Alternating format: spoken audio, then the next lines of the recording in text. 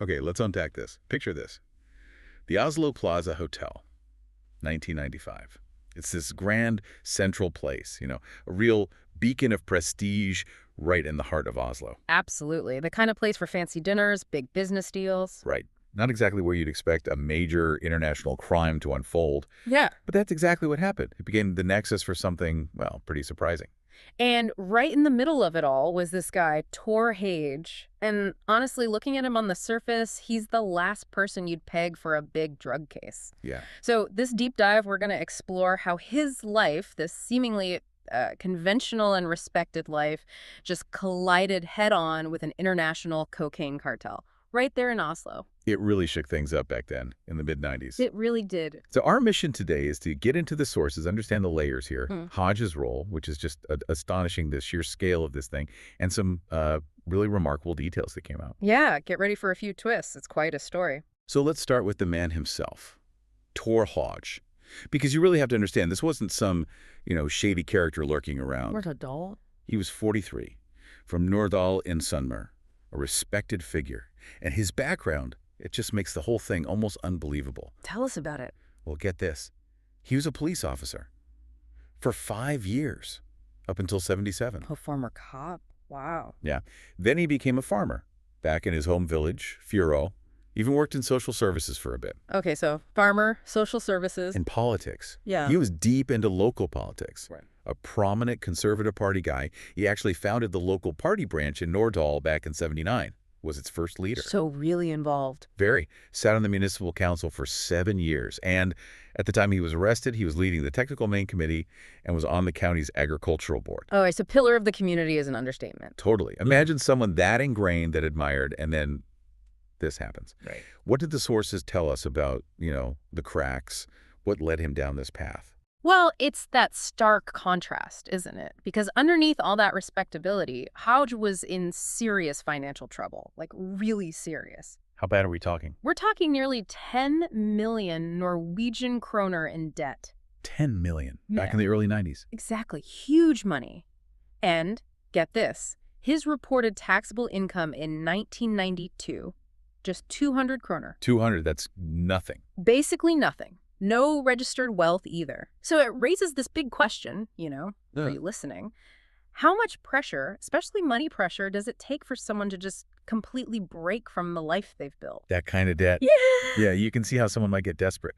So our materials suggest his business, Attic Import, played a role. Right, Attic Import. On paper, it was this import-export thing. What kind of stuff? It brought in Levi's jeans, cheap watches from Asia, pretty standard maybe, Yeah. but it also exported reindeer and deer antlers. Antlers, really? Yeah, apparently as aphrodisiacs to the Far East. His business was focusing more and more on Russia, too. He was traveling like 100 days a year. Okay, so lots of international travel, import-export.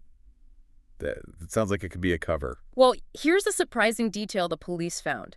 They believed his contacts abroad were partly set up for smuggling, yes, but also because those same contacts could genuinely help him get deer antlers from Siberia for the legitimate side of his business. Huh. So the lines were really blurry there. Exactly. It's fascinating how the legitimate stuff can get tangled up with the illicit. It wasn't like someone just offered him a drug deal out of the blue. Right. It seems like it was only after several conversations, supposedly just about deer antlers, that he was allegedly drawn into the smuggling.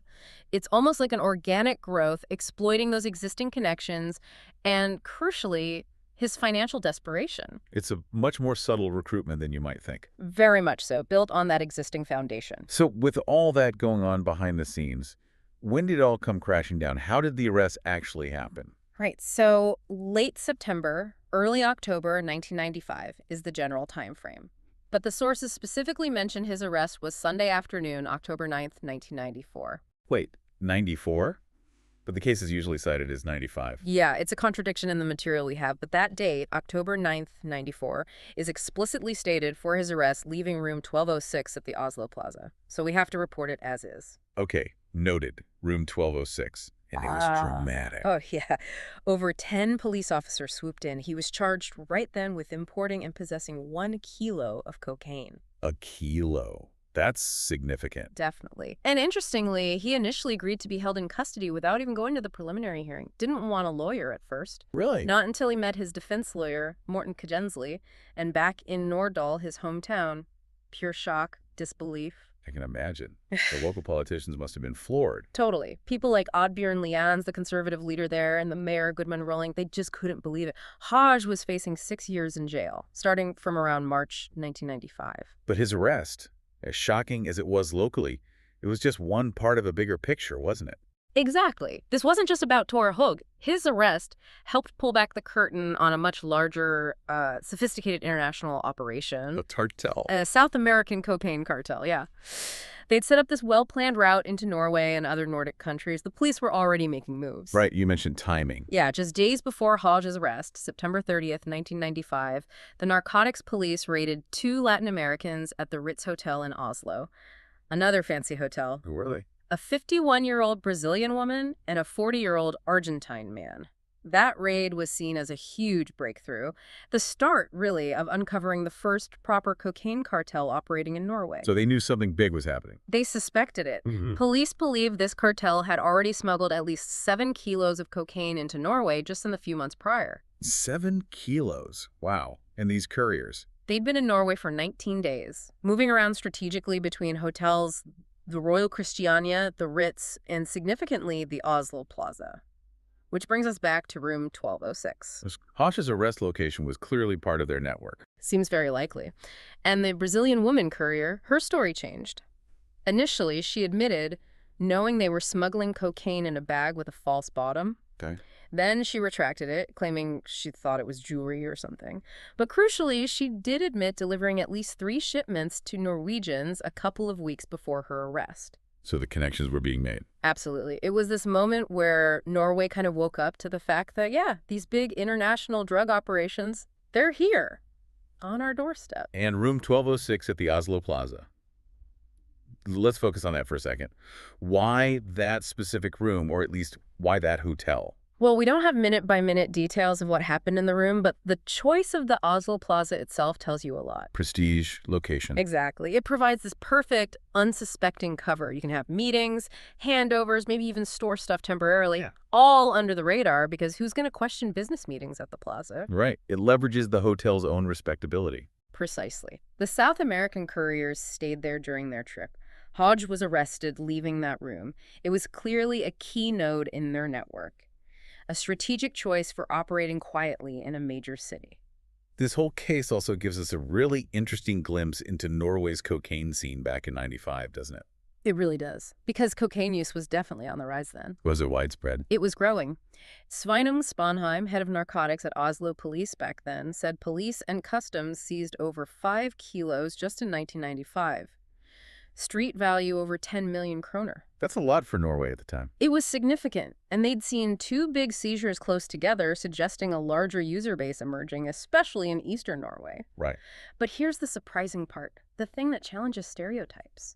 The users back then, often from what police called resourceful environments. Meaning not the stereotypical down-and-out addict. Exactly. They were seeing it used more as a party drug in more affluent circles. It shows how adaptable the drug market is, it doesn't always fit the mold we expect. That definitely challenges assumptions.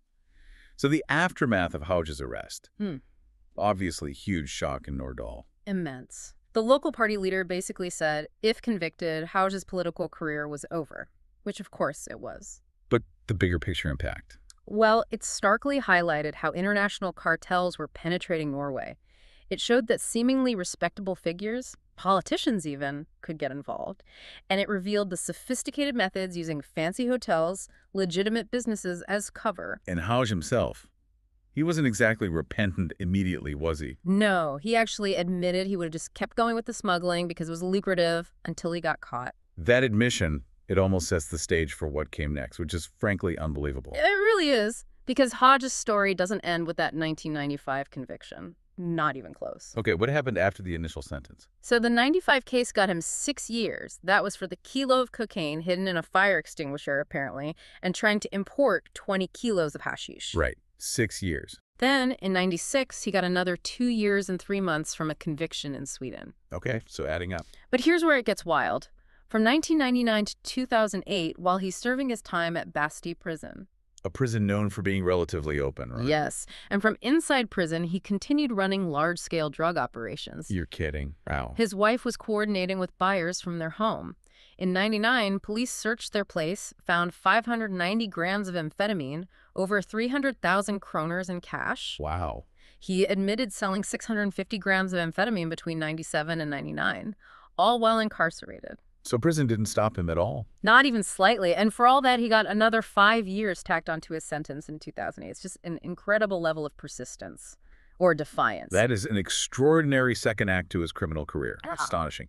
And it's also worth just briefly mentioning, isn't it, that the Oslo Plaza Hotel itself, it wasn't out of the spotlight for long after Hauge's case. No, that's right. Just a few weeks after the trial ended, in June 1995, the hotel became the center of another huge mystery, the Oslo Plaza woman. Found dead in her room, room 2805, under the alias Jennifer Fairgate. A completely separate, very mysterious case. Still unsolved today, really. But it's just eerie that the same hotel features so prominently in two major, albeit very different, Oslo crime stories right around the same time. It really is. Adds another layer to the hotel's history from that period. So, to wrap up this deep dive, we've seen Tore Hauge's dramatic fall, this respected community figure dragged down by debt into international drug smuggling. We've seen how sophisticated cartels were making inroads into Norway, using places like the plaza and legitimate businesses for cover. And maybe most shockingly, we saw Hauge's unbelievable resilience, or perhaps compulsion, continuing his operations even from behind bars. Yeah, the story of room 1206 and Tore Hauge, it's really a stark reminder. It shows how deep financial pressure, the lure of easy money, can pull someone seemingly upright into this whole other world. And how persistent these criminal networks can be. Exactly. Even when key players are caught, it really makes you think about all the forces at play, personal desperation, organized crime, the adaptability of these networks. There were so many unexpected turns in this one. Absolutely. Well, thank you for joining us on this deep dive into the Oslo Plaza plot, unpacking the Tore Hauge cocaine mystery. We hope it gave you some real food for thought on a truly fascinating slice of Norwegian crime history. Hope you found it interesting. Join us next time as we unpack another compelling story from the sources.